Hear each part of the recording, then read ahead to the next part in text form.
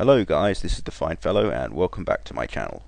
Today I want to cover something that I talked about before, which is the level 90 boost in World of Warcraft, and the sense of it, the sensibleness of the fact that it can even be done and that it costs any money at all, and what we have to say about it as a community, the WoW community, what the general feelings are about the addition of this feature. So the reason why I'm recovering this is because a new piece of information came up, which is about the price tag of the level 90 boost. It seems like it's going to be $60 in the US, probably more for us UK people.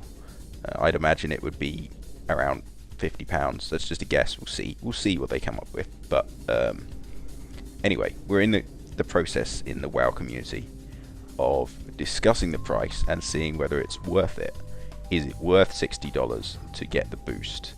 And it is funny to see the arguments coming from a perspective of somebody who just doesn't understand the need for this to exist in the first place. So let's cover the news first, and then we'll go over the responses from the community. Quoting here from MMO Champion, character level boost to 90 priced at $60. The US servers went back online after the maintenance, and for a few minutes people could access the interface to upgrade their character. Unless announced otherwise by Blizzard, upgrading your character to level 90 will cost you $60 on live servers. So it's funny that this is even being introduced in the first place, and I just think that the fact that they've introduced it, it doesn't really matter how much it costs now that it's been introduced. It could cost more or less than that. I don't really see how it matters what the actual cost is. They'll just pick a number that they feel people will likely pay, I guess. And $60 seemed like a nice round figure for whoever did market research at Blizzard. But having a look at the forums, people have all these weird theories about what the rationale is behind the purchase of it. I mean, obviously there is no concrete rationale. They're just saying, okay, how much will people pay? We'll make it approximately that much. But it seems like people think that this is to discourage the use of it. They want to discourage people to get to level 90, so that's why it has a cost per boost. But why does this even make any difference? If they're allowing people to boost anyway, why does it matter if there are more or less level 90s at the cap? I mean, it seems weird to me that on the one hand you have Blizzard employees speculating that the level 1 to 90 grind is pointless and there's no reason for anyone to do it because it doesn't teach you anything.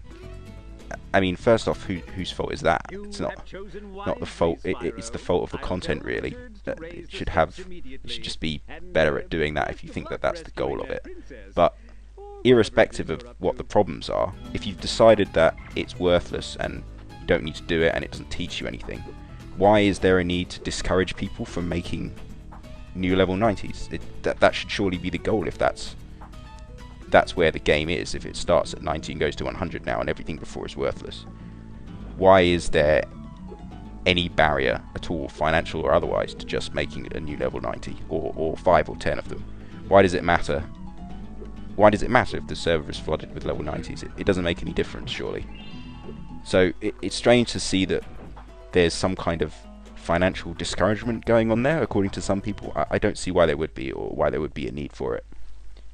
Next up, we've got the people who think that it's worth it because of the time investment. They think that it's actually worth money to pay for this service. I mean, yeah, on one hand, I have to respect other people's views, and I understand that they might have their reasons for thinking that this is good, but I do think that it is silly, and they're just not totally understanding what they're looking at here. I mean, it's like if you go to the supermarket and you see two items, and it's like buy one get one half price or something. You save 30%, okay, or you save £1. You don't actually save £1, because if you weren't going to buy them in the first place, then you spent £1.50 or whatever it was to extra that you weren't going to spend before. You didn't save any money, you spent extra money. The language is worded in such a way that you believe that you've spent less money. But in actuality, if that sale caused you to buy something that you otherwise weren't going to buy, you've saved nothing. It's a sort of play on words that's common in the sales industry.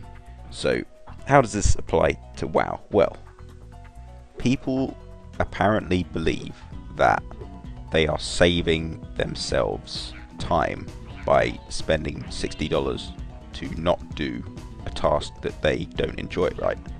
So in their mind, doing the leveling process is work, and it's work that they don't want to do enough that they will pay money to not have to do it, right?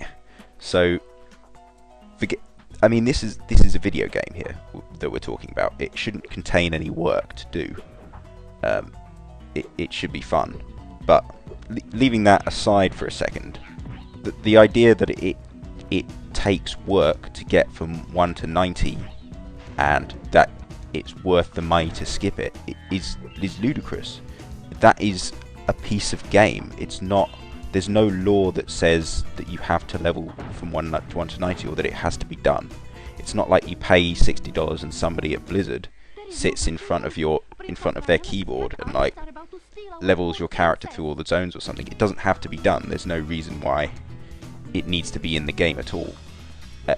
It's silly to say, well, I'm paying so that I don't have to do it, and therefore it's worth it. You shouldn't have to do it anyway. It doesn't cost any money to not do it. There's no law that says that you have to go through the leveling process at all. Am I making sense? Am I making it clear to people that that's a completely arbitrary construct that you have to level from 1 to 90? There's nothing that makes it necessary to do. I think that's what's so strange about this whole situation.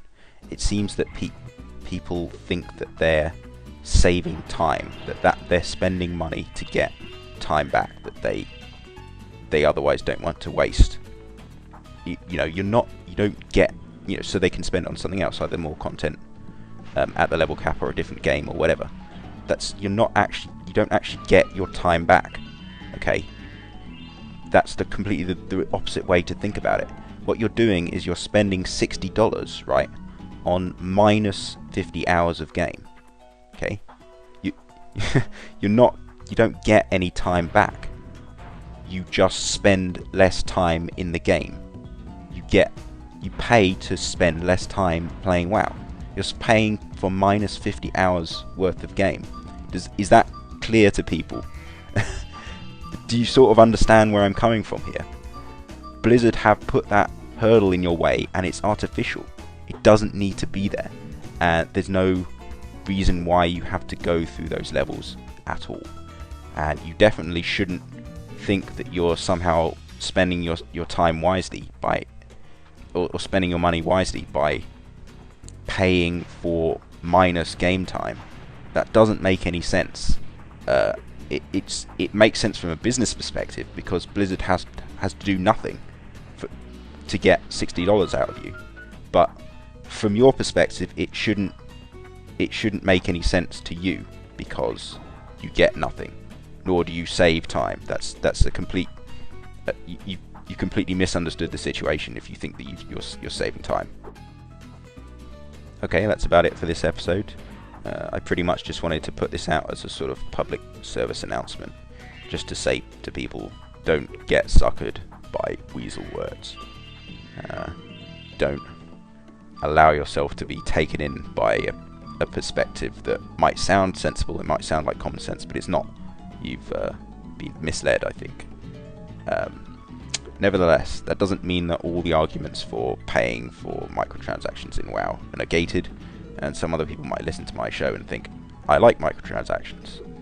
That's fine, man. Let's discuss it, leave some comments, or you could do a reply video if those still exist. Yeah, I hope you enjoyed the video. I'll try and come out with something else interesting in the future. The gameplay in the background is Spyro, the first Spyro game on PlayStation. I thought that would be a nice change from just seeing boring WoW content all the time. You already know what WoW looks like. So I thought I'd put a little blast from the past in there for anybody who's an old school gamer. So that's it. Thanks a lot for listening. Bye bye.